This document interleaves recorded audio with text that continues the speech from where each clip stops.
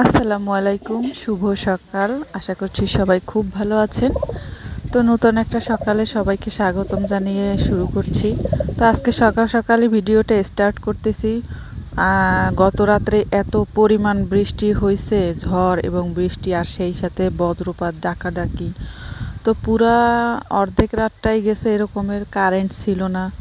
পরে অনেক গরম দিছে। তো এখানে আমাদের কোলায় এবার পানি ওঠে নাই, শুকনা ছিল। তো বৃষ্টির পানি এইগুলা ভিতর দিকে শুকনাই আছে, এইগুলো সব বৃষ্টির পানি ধরছে। তো এই যে অবস্থা, বৃষ্টিতে একদম মাটিগুলা একদম সইরে গেছে, গাছের গোড়া টোড়া একদম ঢাইকে গেছে, তছনছ হয়ে গেছে। এগুলো হচ্ছে বোম্বাই মরিচ চারা।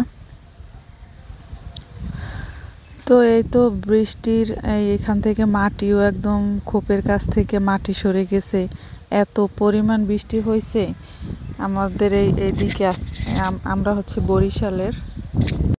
তো আকাশটা এখনও অন্ধকার হয়ে আছে। তো বিকেল টাইমে মনে হলো যে একটু ভুট্টা খাই, তো ক্ষেত থেকে ভুট্টা তুলে আনা হয়েছে। এই যে আমার বোনেরা। তো এই ভুট্টাগুলো কাঁচা কাঁচা ভুট্টা, এত মিষ্টি, এমনি এমনি খেতেই মিষ্টি লাগে। তো পোড়াবার পরে তো আরও সুস্বাদু। তারপর শেষমেশ কী করলাম, গ্যাস জ্বালিয়ে পোড়াই খেলাম।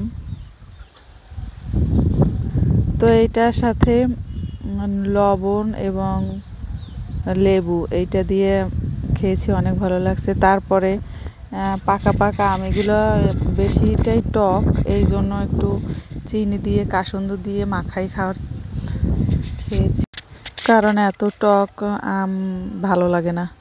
পাকা আম টক হইলে আর মজা নাই। তো এটা একটু মাখাইয়া বিকেল টাইমে খাইলাম আর কি, সবাই মিলে। আমাদের গাছের আম অতিরিক্ত টক, তারপর এবছর অনেক পোকায় ধরছে। তো যে যেখান থেকে দেখবেন অবশ্যই আমার চ্যানেলটি নূতন, আর সাপোর্ট করবেন, অবশ্যই সাপোর্ট করবেন।